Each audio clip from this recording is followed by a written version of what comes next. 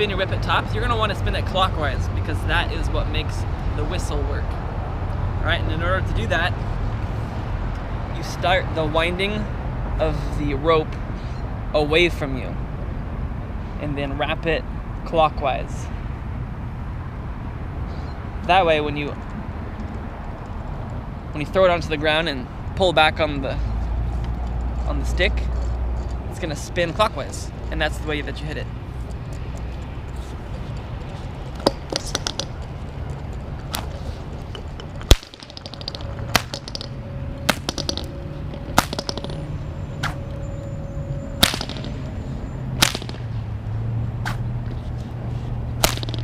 In order to stop the top, to avoid damage on the sides, put your foot next to it, and pull the other foot in, stop it.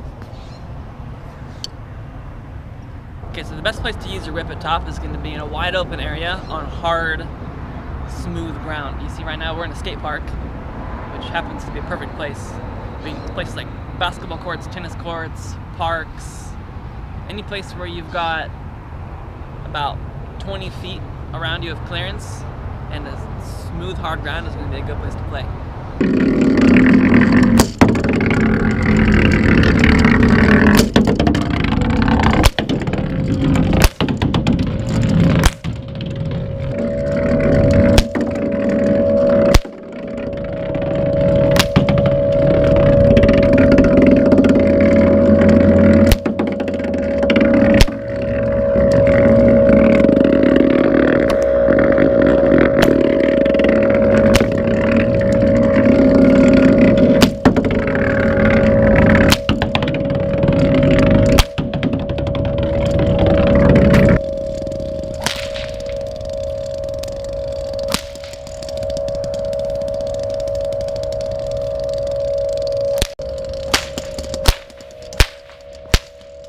Where is it? Oh.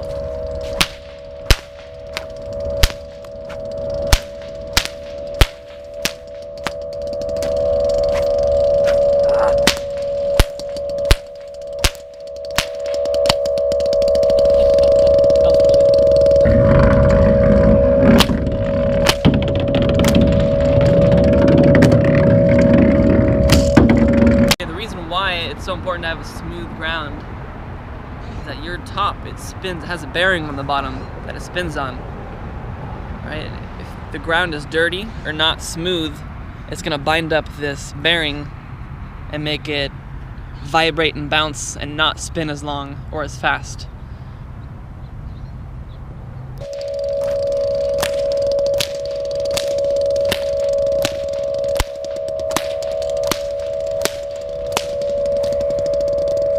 Playing with the whip at top, make sure that you leave some extra space for anybody who might be watching you.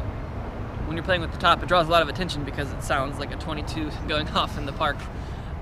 So you want to make sure that any spectators are at least 20 feet away and don't walk closer.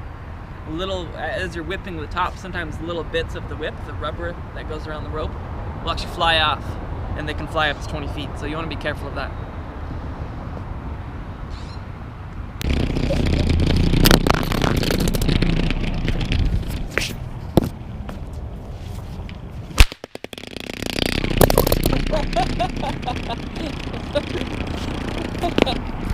Okay, one more.